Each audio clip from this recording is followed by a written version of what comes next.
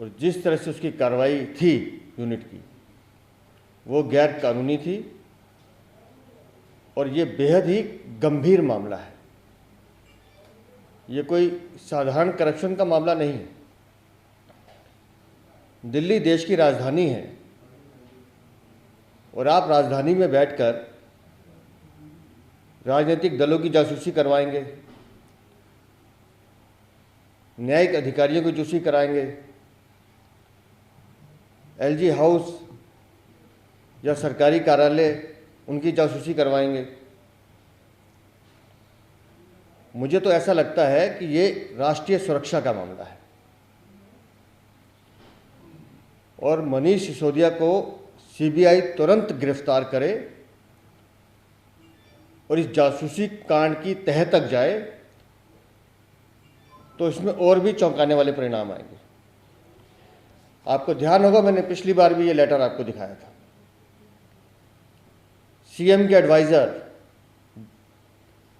FB जो unit है उसके डायरेक्टर सिन्हा साहब इसमें लिख रहे हैं कि ये जो हम जासूसी करवाते हैं इसकी सारी रिपोर्ट सीधा अरविंद केजरीवाल को जाती है।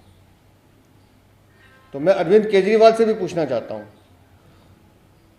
आखिर ऐसी क्या ज़रूरत थी जब दिल्ली में विजिलेंस डिपार्टमेंट है, एसीबी है, आपको एफबीजी यूनिट बनाना पड़ा? किसकी जासूसी करवाना चाहते थे आप? उसके पीछे का मकसद क्या है? यह जांच सिर्फ मनीष सिसोदिया तक नहीं रुकेगी। मनीष सिसोदिया को सीबीआई गिरफ्तार करे और अरविंद केजरीवाल को भी इस जांच के दायरे में लाया जाए, यह भारतीय जनता पार्टी की मांग है।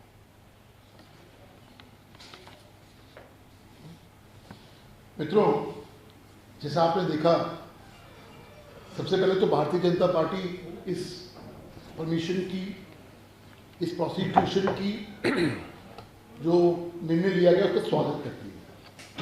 2015 से भारतीय जनता पार्टी इस मामले को उठाती हुई आ रही है।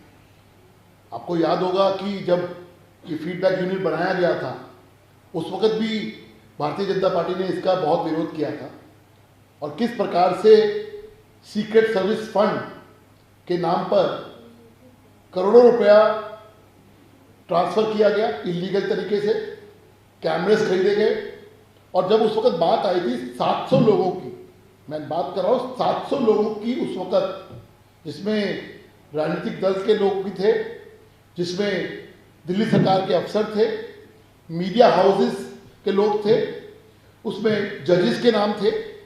700 लोगों को की स्नूपिंग कराई गई। उस वक्त भी मामला सामने आया था। अब जब चूंकि जांच के आदेश हो गए हैं, प्रोसिक्यूशन के आदेश हो गए हैं, निश्चित तौर के ऊपर, जैसा अभी अध्यक्ष जी ने भी कहा, बहुत चीजें सामने आएंगी, बहुत चीजों का खुलासा होगा और मुझे लगता है कि ये जांच की आंच है। बिल्कुल ठीक कहा अध्यक्ष जी ने कि ये सिर्फ यहां नहीं रुकने वाली, ये जांच की आंच अरविंद केजरीवाल तक जाएगी और वो दिन दूर नहीं है कि जब दोनों अरविंद केजरीवाल और मनीष सिसोदिया जेल की सलाखों के पीछे होंगे। ये दोनों मैटर बनते हैं, एक क्रिमिनल कॉन्स्पिरेसी का 120B का, जिसमें जिस प्रकार से इन लोगों ने इलीगल तरीके से अपॉइंटमेंट्स करी, इलीगल तरीके से स्नूपिंग करी, एक क्रिमिनल कॉन्स्पिरेसी का मामला है। दूसरा भ्रष्टाचार निरोधक, क्योंकि एक सीक्रेट सर्विस फंड बनाया गया, वो मामला भी बनता है कि उसके अंदर पैसों का इधर से उधर हुआ, कहाँ गया, किसकी जेब में गया, क्या उसका यूटिलाइजेशन हुआ। इन सब के जवाब तो अरविंद केजरीवाल और मनीष सिसोदिया को देने पड़ेंगे। इसलिए हमारा ये मानना है कि बहुत जल्दी इस जांच की आंच अरविंद केजरीवाल तक पहुंचेगी और दोनों बहुत जल्दी सलाखों के पीछे होंगे। धन्यवाद। कोई सवाल हो तो आप। दुर्गेश पाटिल ने भी बोला है कि भाजपा पीछे पड़ी है मनीष सिसोदिया। देखिए, हम पीछे नहीं पड़े हैं। उनके कर्म जो हैं वो ऐसे हैं, जो न्यायिक एजेंसी उसकी जांच कर रही है।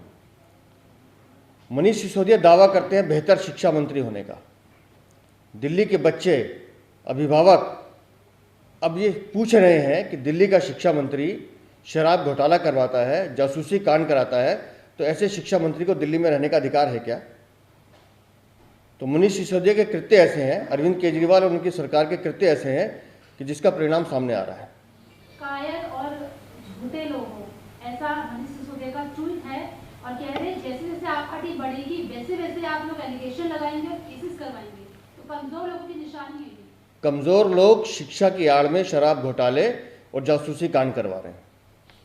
और जहां तक आपके बढ़ने की बात है, जहां जहां आपका करप्शन बढ़ेगा, न्यायिक एजेंसी अपना काम करेगी।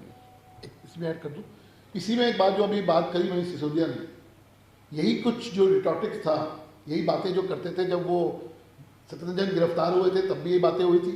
सबने देखा कि 7 महीने से वो व्यक्ति कोर्ट की ऑर्डर की वजह से जेल में है, कोई भारतीय जनता पार्टी की वजह से नहीं, ईडी की वजह से नहीं, सीबीआई की वजह से नहीं, कोर्ट की ऑर्डर की वजह से 7 महीने जेल में है।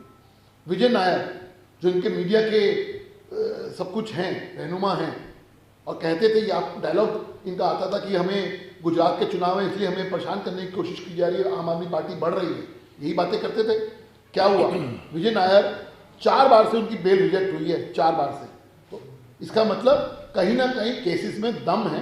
प्राइमा फेसी कोर्ट को भी लगता है कि जो केसेस उनके खिलाफ हैं उनमें दम है। इसलिए मनीष सिसोदिया को सिर्फ एक एडवाइस है कि इधर उधर की बात मत करो, इस बात का जवाब दो कि आपने कितने लोगों की स्नूपिंग कराई थी, कि ये पैसा सीक्रेट सर्विस फंड के अंदर जो पैसा था वो कहाँ गया, उस बात का जवाब दे, इधर उधर की बातें मत करें।